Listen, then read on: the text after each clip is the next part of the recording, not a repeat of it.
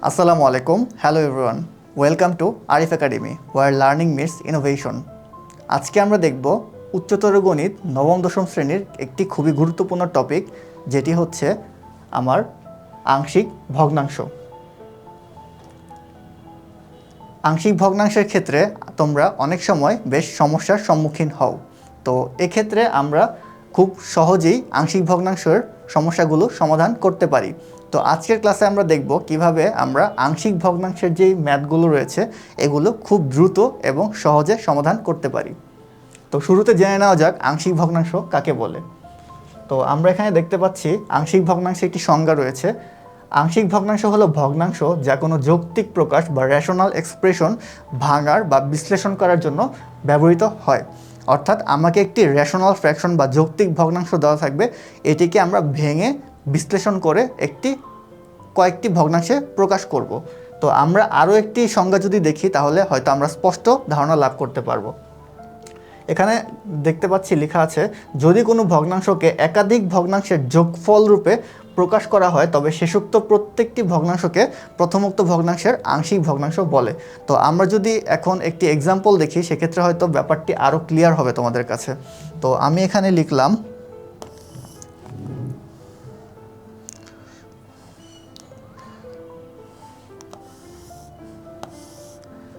2 divided by 5y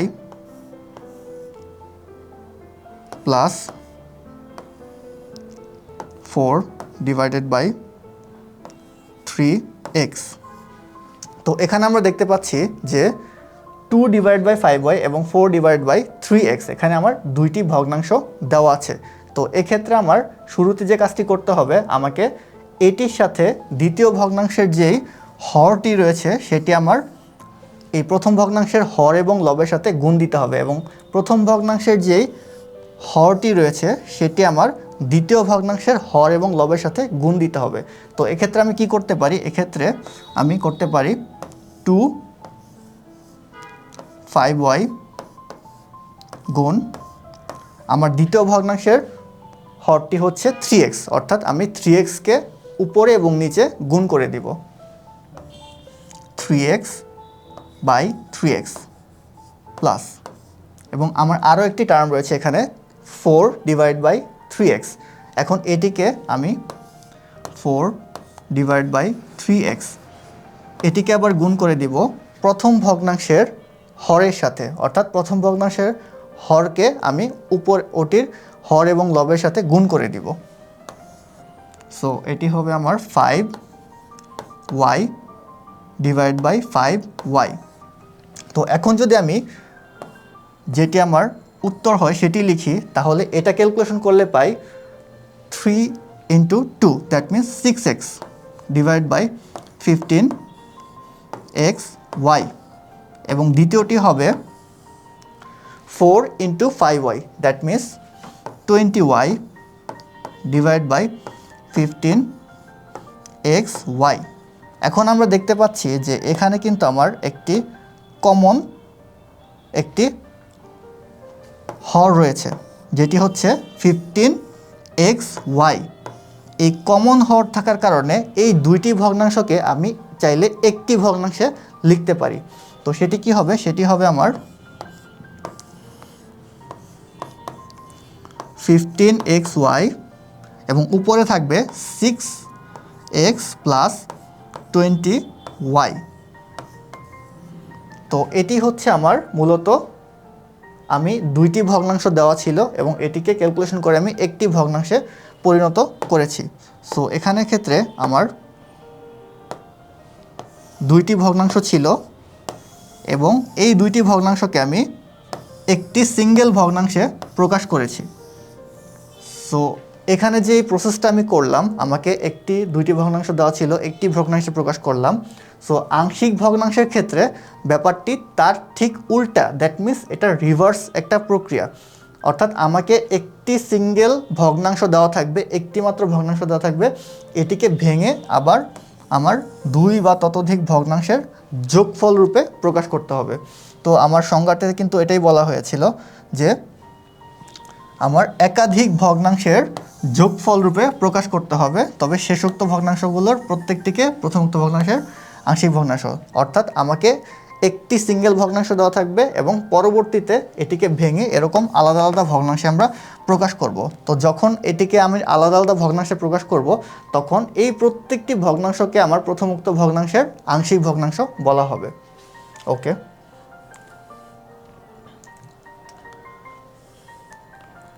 so পরের স্লাইডে যদি আমরা যাই, এখানে আমরা দেখতে পাচ্ছি একটি এক্সাম্পল দেওয়া আছে, সেটি হচ্ছে 3x + 5 divide by 2x² - 5x - 3।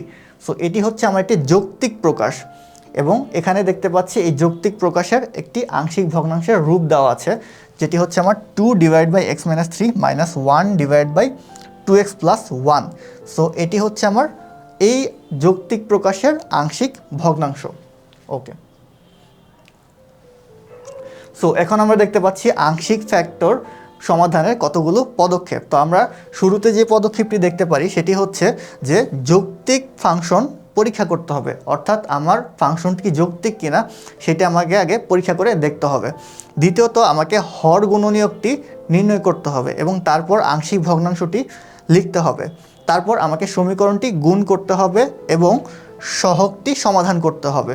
সহগ সমাধানের পরে আমরা চলে যাব আমাদের মূল ভগ্নাংশে, অর্থাৎ আমরা সহগ সমাধানের পর যে ভগ্নাংশটি পাবো সেটি লিখে ফেলবো। সো এই কতগুলো ধাপের মাধ্যমে আমরা মূলত আংশিক ভগ্নাংশের সমস্যাগুলো খুব দ্রুত সলভ করতে পারি। তো আমরা যখন পরবর্তীতে একটি এক্সাম্পল করব, তখন হয়তো তোমাদের কাছে ব্যাপারটা আরও ক্লিয়ার হবে যে আমরা কিভাবে এই প্রত্যেকটা স্টেপ ফলো করে একটি ম্যাথমেটিক্যাল সমস্যার সমাধান করতে পারি।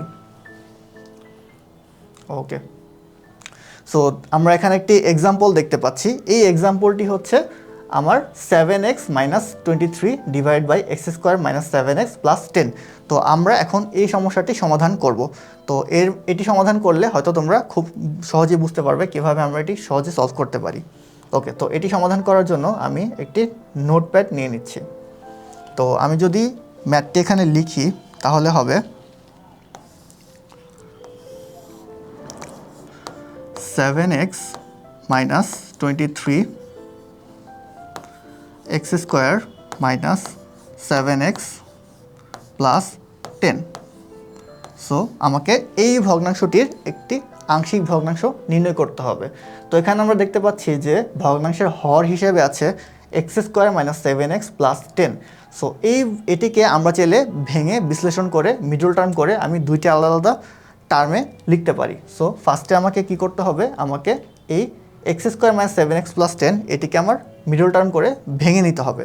সো এটি যদি আমি মিডল টার্ম করি তাহলে কি হবে দেখো, x² - 7x + 10। সো মিডল টার্মের নিয়মটি হয়তো তোমরা সবাই জানো যে আমাকে এমন দুটি সংখ্যা নিতে হবে যেটি যোগ করলে মাঝখানের সংখ্যাটি হয় এবং গুণ করলে শেষের সংখ্যাটি হয়। তো এক্ষেত্রে আমি দেখতে পাচ্ছি x² - 5x - 2x + 10। সো এখানে 5 এবং 2 এটি যদি আমি যোগ করি, দ্যাট মিন্স -5 এবং -2 এটি যদি যোগ করি আমার -7 হবে, এবং এই দুটি গুণ করলে আমার 10 হবে। সো এখানে আমার এই দুটি থেকে কমন নিতে পারি x - 5 এবং এখানে কমন নিতে পারি -2 x - 5। সো এখানে আমার আসবে আমার x - 5 এবং x - 2, x - 5 x - 2। সো এখানে আমি জাস্ট সিম্পলি মিডল টার্ম করে নিলাম, অর্থাৎ এটিকে ভেঙে আমি দুইটি আলাদা আলাদা রাশি নির্ণয় করলাম। এখন আমি আবার সেই মূল ভগ্নাংশটি এখানে লিখব।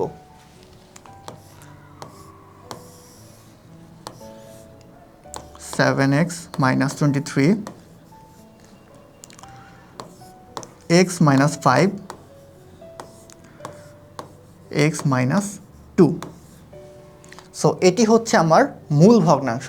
এখন এই ভগ্নাংশটিকে ভেঙে আমাকে একাধিক ভগ্নাংশে প্রকাশ করতে হবে, যেটি আমরা আগে দেখে এসেছি একবার, যে সংজ্ঞাতে বলা হয়েছে আমাকে একটি মূল ভগ্নাংশ দেওয়া থাকবে এরকম, এবং সেটিকে ভেঙে আমার একাধিক ভগ্নাংশে প্রকাশ করতে হবে। তো আমরা এখন দেখব যে আমরা কিভাবে এটিকে ভেঙে একাধিক ভগ্নাংশে প্রকাশ করতে পারি। সো এটি হচ্ছে আমার মূল ভগ্নাংশ। ওকে, আমি এই ভগ্নাংশটি এখানে আবার লিখব।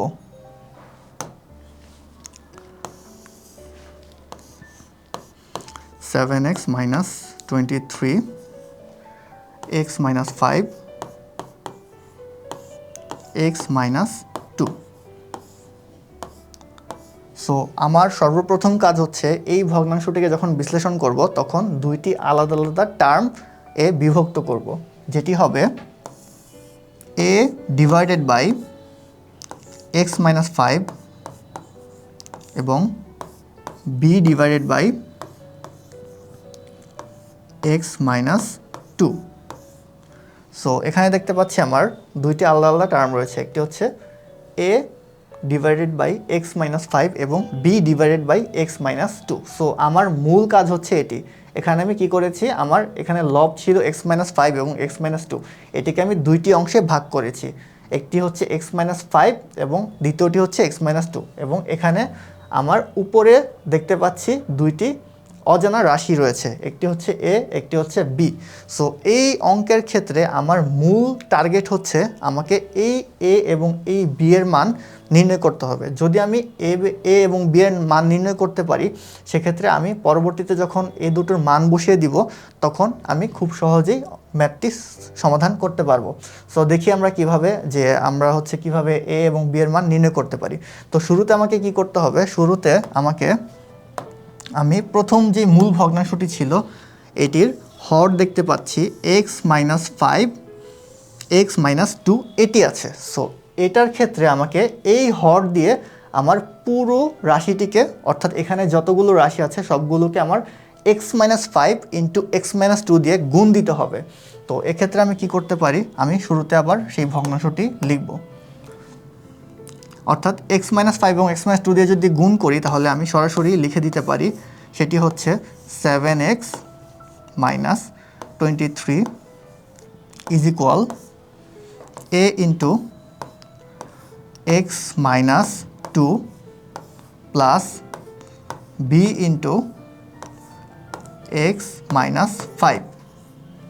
সো আমি কিন্তু একটি সিম্পলিফাইড রাশি পেয়ে গেলাম, that is 7x minus 23 is equal a into x minus 2 plus b into x minus 5। So এখন আমাকে এমন দুইটি রাশি নির্ণয় করতে হবে, এক্সের জন্য এমন একটি মান নির্ণয় করতে হবে যাতে আমার এই a টার্মটা 0 হয়ে যায়। অর্থাৎ আমার প্রথমে এই পুরো রাশিটিকে 0 করতে হবে, কারণ এটিকে যদি আমি 0 করতে পারি তাহলে আমার এখানে x ব্যতীত আর কোনো, অর্থাৎ এখানে b ব্যতীত আর কোনো কিছু থাকবে না। তখন আমি সহজে b এর মানটি নির্ণয় করতে পারবো এবং তার পরবর্তীতে যখন আমি এটার মান 0 করতে পারবো তখন আমার এই a টার্ম ব্যতীত অন্য কোনো অজানা রাশি থাকবে না, তখন আমি সহজেই এই b এর মানটি নির্ণয় করতে পারবো। সো শুরুতে আমি দেখি যে x এর মান যদি আমি এখানে 2 বসাই তাহলে এই পুরো রাশিটার মান 0 হয়ে যাবে। এবং এটার ক্ষেত্রে আমি দেখতে পাচ্ছি x এর মান যদি আমি 5 বসাই তাহলে এই পুরোটার মান আমার 0 হয়ে যাবে। তাহলে আমি শুরুতে x ইজ ইকুয়াল 2 বসিয়ে দেখি যে আমার পুরো রাশিটা কি হয়। ওকে, সো x ইজ ইকুয়াল 2 এর জন্য আমি কি পাই। সো x ইজ ইকুয়াল 2 এর জন্য আমি পুরো রাশিটা আবার লিখব, সেটি হচ্ছে 7 ইন্টু 2 মাইনাস 23 ইজ ইকুয়াল, এই পুরো রাশিটা তো 0 হয়ে যাবে। সো এটি আমার আর লেখার প্রয়োজন নেই। সো আমি শুধু b এর পার্টটা লিখব, অর্থাৎ b হচ্ছে 2 মাইনাস 5, অর্থাৎ আমি x এর জায়গায় শুধুমাত্র 2 বসিয়ে দিয়েছি। সো এখানে ক্যালকুলেশন করলে হবে 14 minus 23 is equal b into minus 3। So এটিকে ক্যালকুলেশন করলে আমরা পাই -9 ইজ ইকুয়াল -3b। অতএব এখানে আমি b এর মান পাই 3। সো দেখো আমরা কিন্তু অলরেডি b এর মানটি পেয়ে গেছি, সেটি হচ্ছে আমার 3। সো আমার নেক্সট কাজ হচ্ছে a এর মানটি নির্ণয় করা। সো a এর মান নির্ণয় করতে গেলে আমাকে অবশ্যই b এর টার্মটিকে 0 করে দিতে হবে। সো b এর টার্মটি 0 করার জন্য আমরা অলরেডি দেখেছি যে x সমান যদি আমি 5 বসিয়ে দেই তাহলে আমার শুধুমাত্র a টার্ম থাকবে, এই পুরো টার্মটি 0 হয়ে যাবে। অর্থাৎ এখানে যদি আমি 5 বসাই 5 - 5 সমান 0 এবং 0কে গুণ করলে 0ই হয় আলটিমেটলি। সো এখন হচ্ছে আমরা x এর মান 5 বসিয়ে দেখব। সো x এর মান যদি আমি এখন 5 বসাই তখন কি হয়, x সমান 5। এটির ক্ষেত্রে আমার হবে, আমি যদি পুরো ইকুয়েশনটা আবার লিখি তাহলে 7 × 5 - 23 ইজ ইকুয়াল, আমি যদি উপরের ইকুয়েশনটি দেখি তাহলে হবে a × x - 2, দ্যাট মিনস এখানে আমি শুধু 5 বসাবো। So a × 5 - 2। ওকে, সো এখানে হবে a × 5 - 2। সো এখন দেখতে পাচ্ছি 35 - 23 ইজ ইকুয়াল 3a। সো আমি যদি জাস্ট সাইডটা চেঞ্জ করে দেই তাহলে হবে 3a, এবং এখানে যদি আমি বিয়োগ করে দেই তাহলে আমি পাবো 12। অতএব এর মান হচ্ছে আমার 4। সো দেখতে পাচ্ছ যে আমরা অলরেডি এর মানটিও পেয়ে গেছি। অর্থাৎ আমি ম্যাথের শুরুতে কিন্তু বলেছিলাম যে আমার আলটিমেট টার্গেট হচ্ছে যে আমি কিভাবে এর মান এবং বি এর মানটি বের করতে পারি। সো আমরা দেখো খুব সহজেই কিন্তু আমি এখানে এর মান এবং বি এর মানটি বের করে ফেলেছি। অর্থাৎ এ এর মান হচ্ছে আমার 4 এবং বি এর মান হচ্ছে আমার 3। সো এখন আমি আবার মেইন যে ইকুয়েশনটি ছিল সেটি আবার এখানে লিখব এবং জাস্ট এ এবং বি এর মানটি বসিয়ে দিব। সো এখন যদি আমি মেইন ইকুয়েশনটা আবার এখানে লিখি তাহলে হবে, সো আমাদের মূল ভগ্নাংশটি ছিল 7x - 23 divide by x² - 7x + 10। So এটিকে আমরা ভেঙে দুইটি আলাদা পার্টে বিভক্ত করেছিলাম। একটি হচ্ছে আমার a ডিভাইডেড বাই x - 5 এবং b divided by x - 3। So এখানে আমার দুইটি অজানা টার্ম ছিল যেটি আমরা অলরেডি জেনে গিয়েছি। একটি হচ্ছে আমার a সমান 4 এবং অপরটি হচ্ছে b সমান 3। সো আমার এখানে দুইটি অজানা টার্ম ছিল যেটি হচ্ছে a এবং b, এবং আমরা ক্যালকুলেশন করে অলরেডি দেখেছি কিভাবে a এবং b এর মান নির্ণয় করতে হবে। আমরা a এর মান পেয়েছি a সমান 4 এবং b এর মান পেয়েছি b সমান 3। সো সিম্পলি আমাকে জাস্ট এখানে a এবং b এর মানটি বসিয়ে দিতে হবে। সো আমরা যদি a এবং b এর মান বসাই তাহলে আমরা পাই x - 5 প্লাস x - 3। সো এখানে হবে আমার 4 এবং এখানে হবে আমার 3।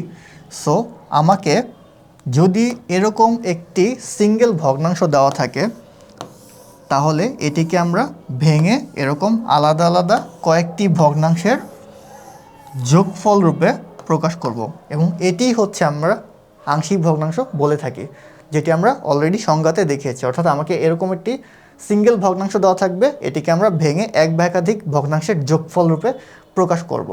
তো দেখতে পেয়েছো যে কিভাবে আমরা খুব সহজেই এই আংশিক ভগ্নাংশের ম্যাথগুলো সমাধান করতে পারি। তো আশা করি তোমাদের কাছে ক্লাসটি বেশ ভালো লেগেছে। যদি ভালো লেগে থাকে তাহলে সবাই আরিফ একাডেমির সাথেই থাকবে। তো পরবর্তীতে দেখা হবে অন্য কোনো টপিকে, ভিন্ন কোনো ক্লাসে। সে পর্যন্ত ভালো থাকো, সুস্থ থাকো। আল্লাহ হাফিজ।